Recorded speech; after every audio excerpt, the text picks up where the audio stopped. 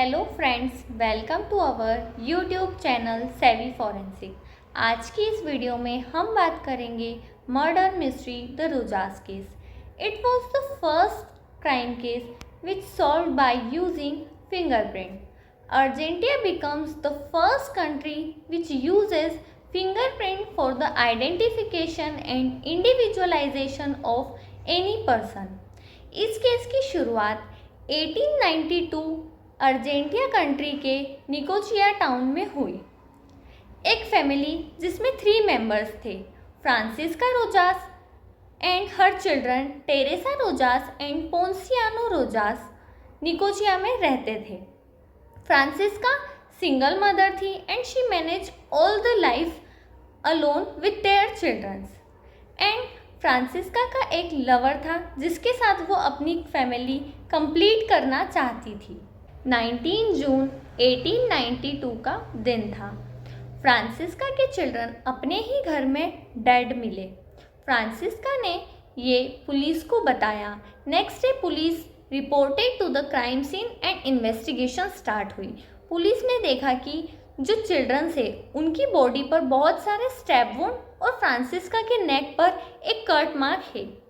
अब जो पुलिस है उन्होंने सबसे पहले क्वेश्चनिंग फ्रांसिस्का से की तो फ्रांसिस्का ने बताया कि ये उसके नेबर पेड्रो ने अटैक किया है और उसने बताया कि जो पेड्रो है वो बहुत जेलस फील करता है उसके लवर से, इसीलिए उसने ये अटैक किया है। और साथ ही फ्रांसिस्का ने बताया कि पेड्रो ने उसे शादी के लिए प्रपोज किया था लेकिन फ्रांसिस्का ने उसे मना कर दिया था। तो उसी बात का रिवेंज लेने के लिए पेड्रो ने उसके चिल्ड्रंस को मार दिया। अब पुलिस ने इन्वेस्टिगेशन आगे बढ़ाई और उन्होंने पेड्रो को अरेस्ट कर लिया और इंट्रोगेशन किया। तो उन्होंने बहुत पूछा पेड्रो से और बोला कि कन्फेस कर ले कि उसी ने ये मर्डर किया है, लेकिन पेड्रो ने कन्फेस नहीं किया। पुलिस और लोकल अथॉरिटी ने बहुत पेड्रो को मारा पीटा, लेकिन फिर भी पेड्रो ने ये क्राइम कन्फेस किया ही नहीं। अब ये जब केस चल रहा था, इसी के साथ एक जुआन नाम के फिंगरप्रिंट रिसर्चर थे जो कि ला प्लाटा अर्जेंटीना के पुलिस डिपार्टमेंट में एक स्टैटिस्टिशियन की पोस्ट पे काम कर रहे थे।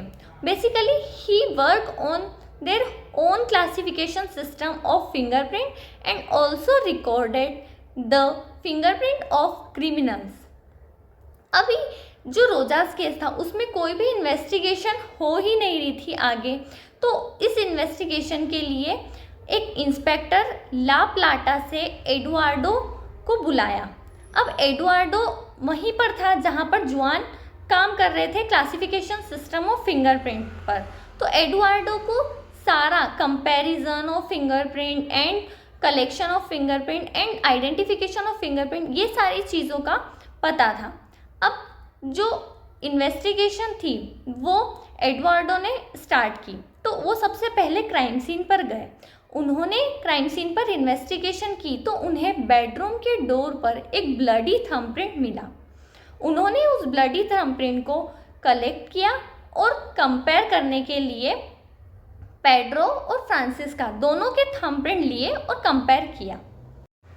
अगले दिन फ्रांसिस्का को पुलिस ने बुलाया और बताया कि जो क्राइम सीन पर ब्लडी थंबप्रिंट मिले वो उसके थंबप्रिंट से मैच कर रहे हैं। फिर उसी टाइम पर फ्रांसिस्का ने अपने क्राइम को कन्फेस कर लिया और उसने बताया कि जो फ्रांसिस्का है उसने अपने चिल्ड्रंस को हाथ भी नहीं लगाया है और पेड्रो जो है वो गिल्टी नहीं है, वो इनोसेंट है। फ्रांसिस्का ने ही अपने चिल्ड्रंस को मारा है, ये क्राइम उसी ने कमिट किया है। फिर फ्रांसिस्का ने बताया कि ये क्राइम उसने अपने लवर के लिए किया। क्यों? क्योंकि उसका लवर हमेशा उससे डिस्टेंस मेंटेन करता था उसके चिल्ड्रंस की वजह से, और उसके चिल्ड्रंस की वजह से वो उससे शादी नहीं कर रहा था, एक नई लाइफ स्टार्ट नहीं कर रहा था। और फ्रांसिस्का अपने लवर को बहुत ज़्यादा चाहती थी और उसी के साथ रहना चाहती थी, इसीलिए उसने अपने चिल्ड्रंस को मार दिया। फ्रांसिस्का ने सुसाइड अटेम्प्ट करने का भी ट्राई किया था, इसीलिए उसके गले पर कट मार्क भी था। अब ये जो केस है इसका कंक्लूजन यही था कि जो फ्रांसिस्का है उसके ऊपर अपने चिल्ड्रंस के मर्डर का चार्ज लगा and she was sentenced to imprisonment for life. तो ये केस इतना ही था और ये केस बहुत ज़्यादा इम्पोर्टेंट है क्योंकि ये केस है जिसमें फिंगरप्रिंट का सबसे इम्पोर्टेंट रोल रहा है और इसी की वजह से ये केस सॉल्व हुआ है। तो आप सभी को अगर वीडियो पसंद आता है तो प्लीज़ लाइक कीजिए, सब्सक्राइब कीजिए और शेयर कीजिए। Thank you.